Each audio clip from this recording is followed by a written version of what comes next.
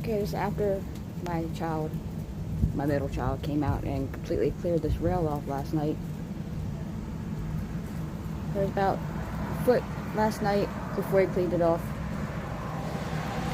That's all that's left now because it's going to be snowing for the rest of the day. But this is what we got going on during our blizzard. Hey, lovely. So much weight. So much weight. Hopefully we won't have to go anywhere. But yeah, we heard some branches snapping in our complex. So, ain't too bad. Cleanup's gonna take a while. Melting is gonna take forever. You can see out of the way my eyes see, you can see how white it is over there. Oh, okay. That's it. It's cold. I'm going back in.